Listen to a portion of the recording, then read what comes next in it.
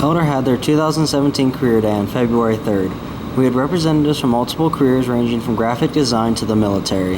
I got to speak with Staff Sergeant Jonathan Costa of the United States Air Force, Chris Masters from the Sheriff's Department, and Brian Combs, a radio broadcaster from 700 WLW. The first person I got to speak to was Staff Sergeant Costa. Is there any particular education required for certain things? Like, I know for like a pilot, you have like 10 years of training or to see that doing it. So, like, is there any other special education you have to get before you go in? So I'm an enlisted recruit. So what you have to have join the Air Force through me is above a 31 the ASVAB. If you score 31 the ASVAB, you're not going to have a whole lot of options though. You're going to be pretty much equivalent to the Air Force. A lot of jobs start opening up if you score around a 50. Then there's also special testing you can do if you score above a 72. Special testing being like a broadcast journalist. What you do is you talk into my phone, we'd send it to Fort Meade, which is up in Maryland.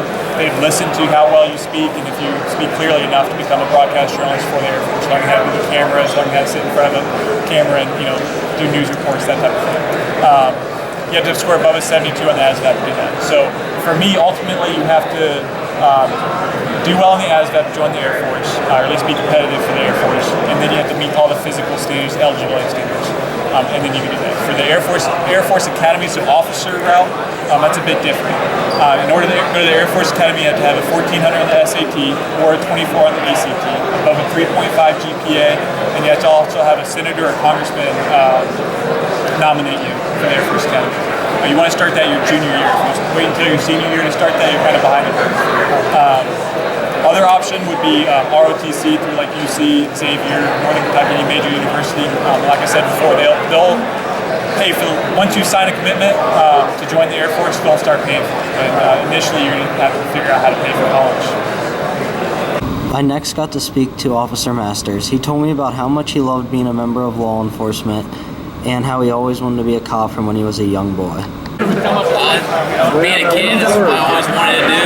As long as I could remember, I wanted to be a cop. And when it came time, I ended up applying, and here I am. Is there any special education that's required to be a cop? High school. Just high school? And then you got to go through Corrections Academy to start down the jail. And then if you want to get your police officer certification, then you have to go to another agency to go do that. What personal attributes do you look for people when they apply to be a police officer? Loyalty, professionalism, something like that. You got to have a good foundation of some kind of professional. To deal with different people, control your emotions and all that kind of thing. What do you like most about being a cop? What I like most? And my advice would be to get it in something other than criminal justice. Just in the event that we'll hire you with any open be with degree. your family, your friends all day.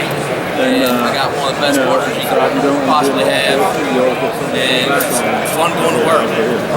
The last person I got to talk to was Brian Combs. He told me the ins and outs of radio journalism and how to be successful in this field. Probably when I was first doing it, you probably didn't.